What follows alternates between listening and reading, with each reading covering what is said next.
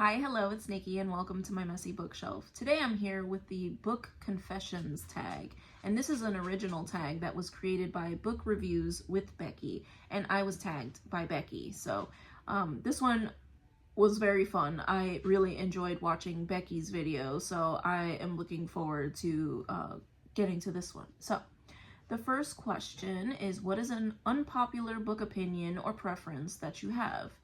And for this one, I think that I would have to say that I prefer middle grade to YA. I know YA is super popular and I understand the attraction. It's very exciting. Most of the YA that I have read is very fast-paced.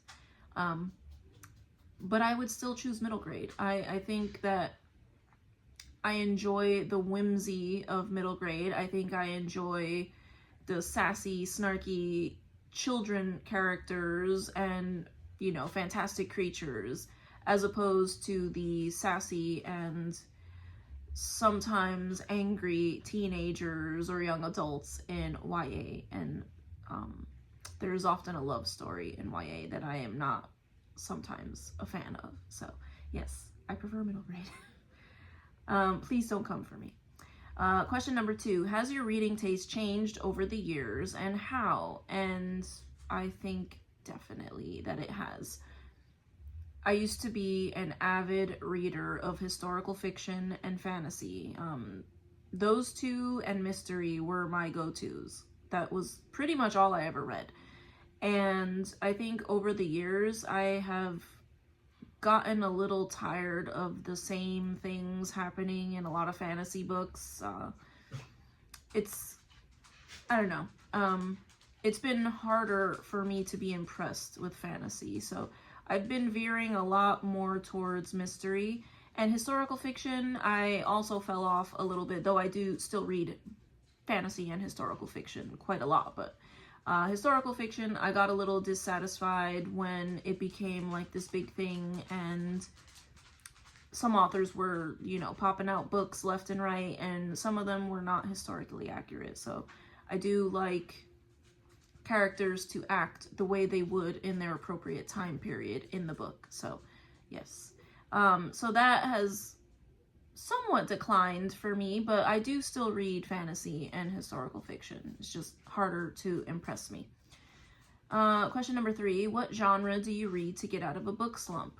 Most of the time it is mystery. When I am in a book slump, which I am hoping that I am not entering now, I will typically reread something. So often it'll be an Agatha Christie. Sometimes it's a historical fiction by Jean Plady.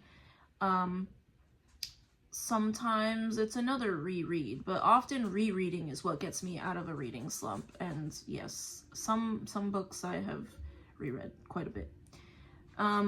Additionally, sometimes I'll like to try a new book, maybe a new author to me that I'm expecting to be very dark and twisty and, you know, give me the surprise ending, you know, if I think that a book is going to be like that. But those are what I gravitate towards generally when I'm in a reading slump. Question number 4 is, what are some of your automatic buy authors? And I think I would say T. Kingfisher in the last year or two, Justine Garter. I'm trying to think. Any of my, I typically read a lot of backlist books, so some of them are not writing books anymore, but those are the two that come to mind. T. Kingfisher, Justine Garter. If there is a series that I have loved, if an author makes a prequel or adds another book to the series, I will typically buy that as well, or borrow it, or whatever. Question number 5, how many chances do you give an author before you won't try them again? I don't really have a set number. Sometimes I will dislike a book so much that I'll never try that author again, but usually if I think that I would like the author, I would probably give them 2 books before I decide I'm not gonna read them again. Question number 6, do you have anything you like to do or listen to while you read? So if I am reading a physical book, I will typically put something on in the background, and usually it is some sort of cooking show or lo-fi music in the background. And yeah, I just hate sitting in absolute silence. I don't like it. It unsettles me a lot. If I am listening to an audiobook, it'll usually be while I'm driving or while I am walking somewhere. I do enjoy going on walks as a form of exercise. So on the weekends, or if I get to do a walk in the evenings, I will typically, or while I'm reading, I'll be walking or something like that, or doing chores while I'm listening. And question number 7, how far do you read before DNF'ing? And that all depends on the book.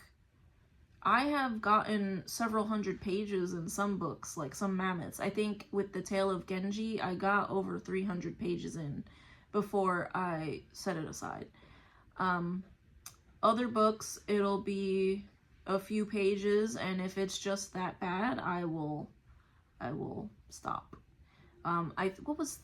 There was a book that I bought thinking that it was Sanditon by Jane Austen, and that book was so bad. It was not what I thought it was Sanditon with an ending written by this author.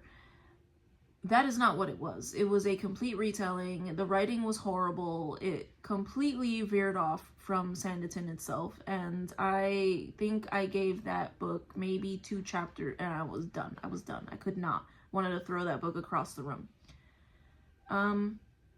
Question number 8, do you ever find yourself making the same faces as the characters in the book? I have a very expressive face, so I don't know that I do this, but I would imagine that I do. I know when I am shocked, I will make the face. I don't know. I don't know that I've ever noticed that I'm making the same face as a character. I don't know. Question number 9 is rereading. Yes, no, or depends. And that is a definite yes. There are some books on my shelves that I have read time and time again. There are some mystery books by an author that I will stop mentioning so much in my videos that I have read probably a dozen times. I think I have read And Then There Were None, Murder on the Orient Express, and a couple others at over 5 times, probably closer to a dozen or more. It's comfort for me. There are some other ones. I've read Fellowship of the Ring at least 8 times. Yeah. You get the point. I love to reread books, so I am totally okay. If I love a book, I have no problem rereading a book.